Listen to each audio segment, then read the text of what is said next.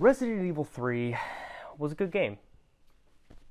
Alright, thank you guys for watching. I'll see you in the best way I could describe this game is short but sweet. I'm only going to show early gameplay footage because I don't want to spoil too much for you, and I'm also not going to really touch much on the story. Just know that the story in this game is good, it worked in 1999, and it works today. I've always enjoyed the Resident Evil franchise. I haven't personally played too many of the Tank Control originals. I did play Code Veronica, and I really enjoyed it. But most of my Resident Evil experience came from watching Let's Plays when I was younger. Most notably, Necroscope 86, and in my book, and in many others, this guy is an OG legendary Let's Player. He's been doing it pretty much ever since the mid to late 2000s, back when nobody was doing Let's Plays. I watched his Let's Plays of Resident Evil 1 through 3 in my teens, and I have great memories of that. I would just sit around and watch these all day, every day. Sometimes it would even be days at a time. Now that I think about that today, that really doesn't sound appealing, but it was a time to be alive. But honestly, if it wasn't for this time, I never would have picked up Resident Evil 4 and beaten that game over and over and over again.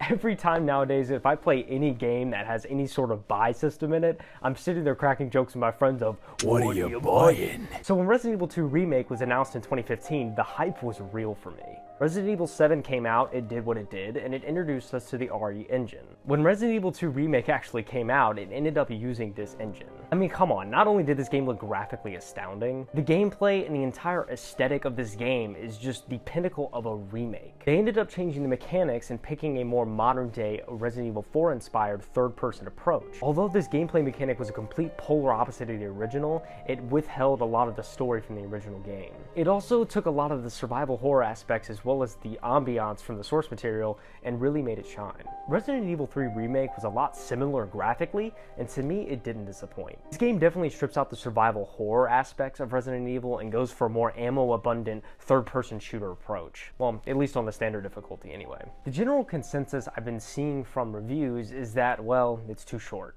And don't get me wrong, this game is short. But I'd be lying if I say I didn't enjoy every second of these 5 hours. This game reminded me at the time I played the Resident Evil 2 Remake, and that was nothing but a good time. I saw reviewers like SkillUp and many others say that they felt that this game should have been DLC to RE2 Remake with how short the story actually was. And to be completely honest, I can see where they're coming from. With a roughly 5-hour campaign and no new game plus, it's kind of hard to justify the $60 price tag. There is a point system you do have access to after you beat the game for the first time that allows for some replayability. It's called the Store, and it actually offers challenges that you can complete in future playthroughs to help you unlock the ridiculously overpowered weapons that you would normally get in a new game plus. But honestly, having no new game plus really does handicap this game for me.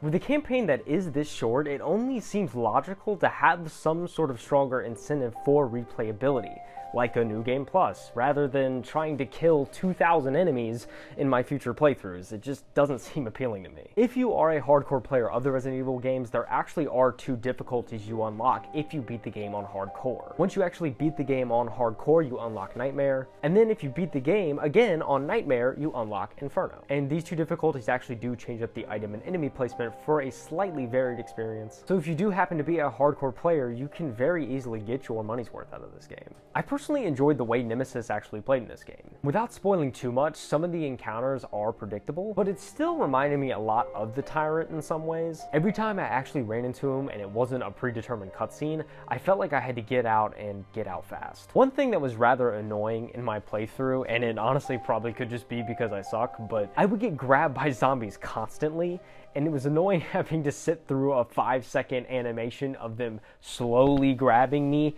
and slowly biting my neck. But I know I just suck, so other people probably didn't have that experience. Although I can appreciate these animations, seeing it every single time I get grabbed just ended up getting frustrating, especially towards the end of the game. One more little side note actually before I go here is I hope that Capcom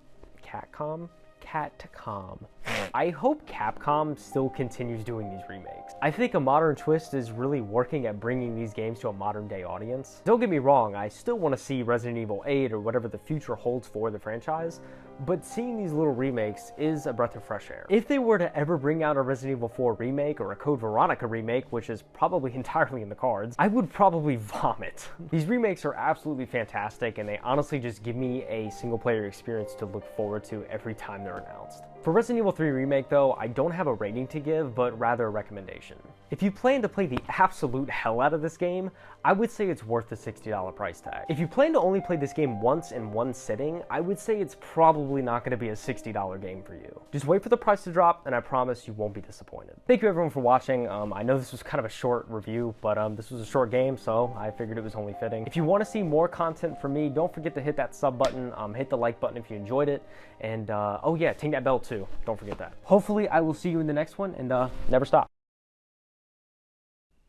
There is a point system in this game that